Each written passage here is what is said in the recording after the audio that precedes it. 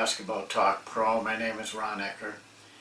I wonder if you've ever had this experience in your coaching or in your life, that you have a difficult subject to explain to whoever, but you feel it's very important. Now, you can make your choice. You can either say it's too difficult and you don't want to do it, or it is important, and even though it is difficult, I have to do it.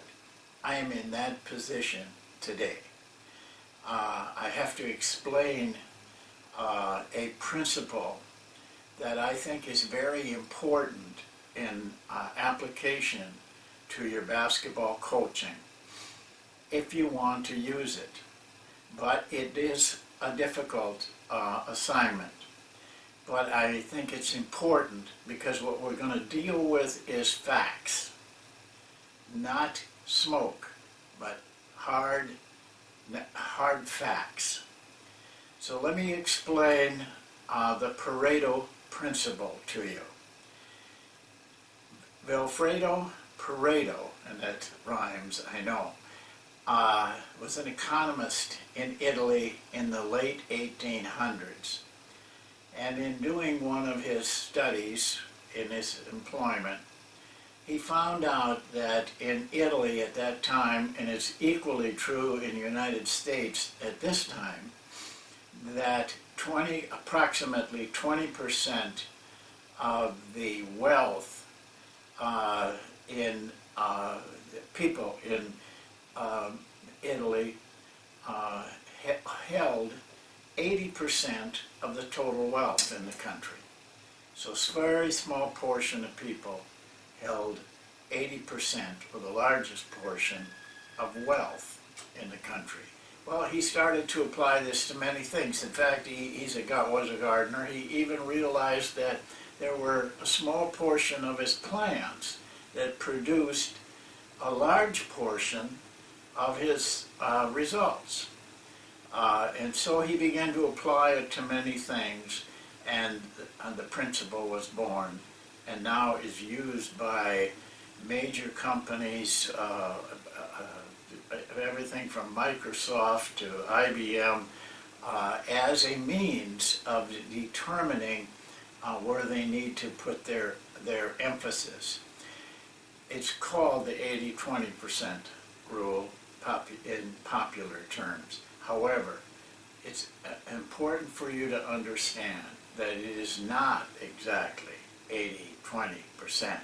In fact, it can be 90-10%, 90% versus 10%, or 60% versus 40%, and it doesn't have to add up to 100%. The major important portion of this is that a small portion of whatever you're doing creates a large portion of the results. And we're going to try to apply that for you to basketball coaching. And if you can understand it and apply it, you will be much more effective in what you're doing with your team and maybe your life. This is equally pliable to your life. I will almost wager any amount of money that if you were, and I've told the group before about this, if you were to record everything you do in a day, it wouldn't take you more than about 3 days for you to realize that you spend a very small portion of your time on the major portion of what you want to create and produce.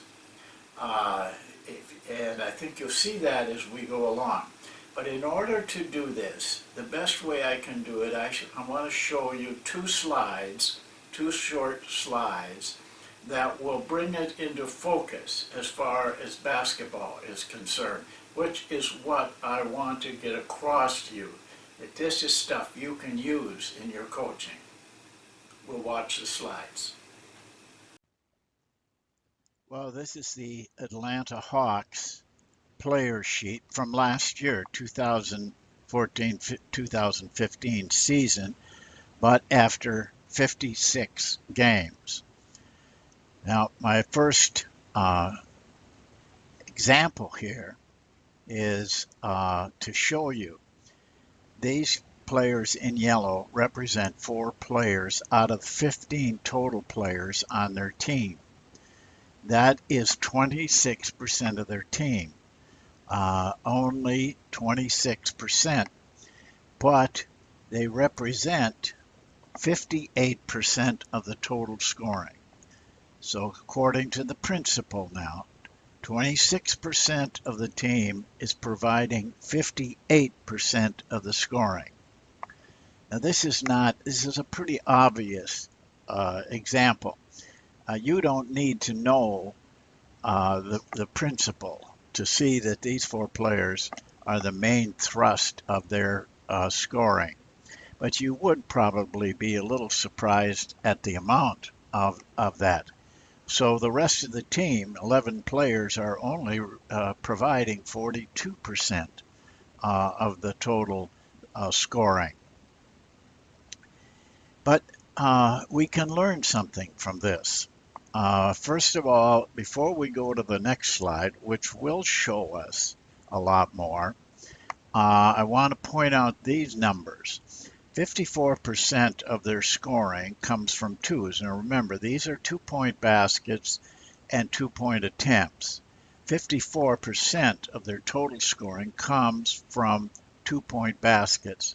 They're very important because only 29% comes from 3-point scoring and only 17% comes from free throws. Those are the 3 areas that you can score from.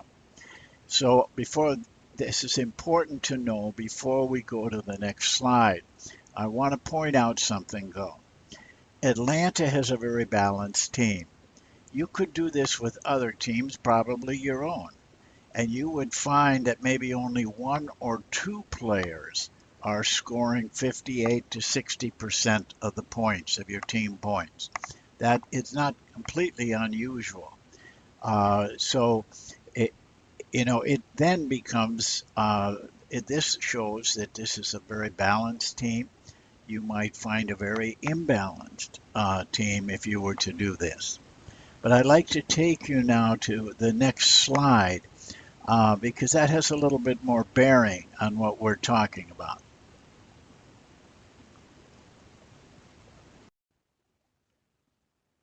Well, this slide is like a snapshot taken out of that total sheet, but it has some real bearing, I think, on what we're talking about. I added 1 player, this player right here. So now we have 5 players. We know that the major part of their scoring came from 2-point baskets. How are they getting those 2-point baskets? Well, and they're shooting 51% as a team, but how are they getting that 51%? Well, this will tell you. 5 players are shooting as a group 52%, over the 51%, but they represent only 33% of the total team. These are 5 players out of 15, but they are shooting 52%. Now let's see what happens with the rest of the team, the 67%. Here's your total team, 2-point baskets and 2-point attempts.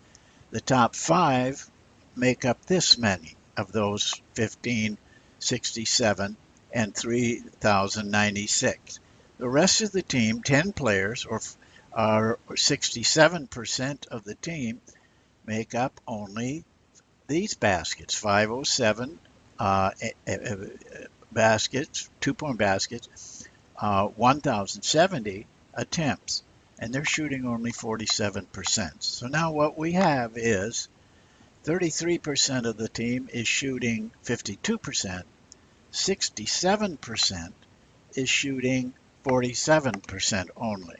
So where is the real meat coming from on that 51%? It's coming from 5 players, 33% of the team. But even more important, these players may account for 21/20 of the total 2-point baskets, 1567, or 68% of the scoring from 2-point baskets.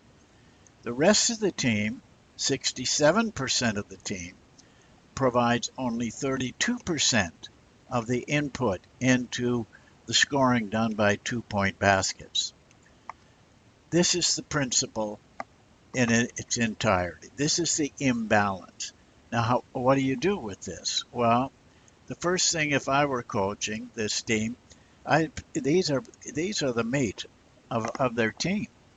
These 5 players, they have to be treated a little bit differently in your strategy, your offense, because these are the players that are going to give them the 52%, which gives them the most points.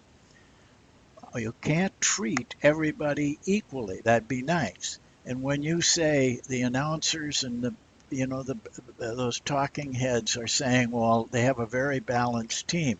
Yes, they do, compared to other teams. But still, there's 5 players that are making up the majority of their scoring. Well, but I want to take this a step farther, this principle, into another area that is closer to home in the talk that we've been doing in Basketball Talk Pro.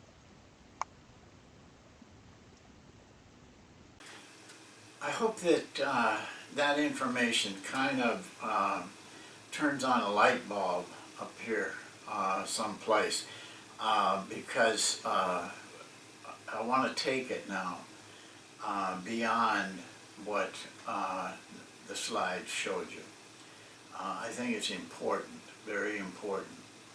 A couple of videos ago, I gave you a video entitled Unstructured Power, and in that video I showed you how that plays break down and how to evaluate them. Fast breaks turned into transition and how to evaluate them. And then I showed you what a no play was.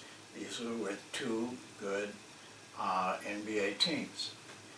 And out of that, we showed you that 70% of the scoring, both you and your opponents, comes from unstructured play. An area that hardly anybody gives any importance or even recognizes that it's there. But whether you like it or not, your team, and I don't care where you are, whether you're an NBA coach, an international coach, a college coach, or a high school coach, or an AAU coach watching this, your team falls into that 70-30%, the Pereto Principle. But how to apply it, how to use it? Well, I'm beginning to call these videos lessons because that's what I think they are. Small lessons in the game of basketball. So the next lesson, and I hope you will come back and watch that lesson, we will show you an example of the principle in regard to the 70-30% that we know through hours and hundreds of games is a fact. So we'll see you next time. I'm hoping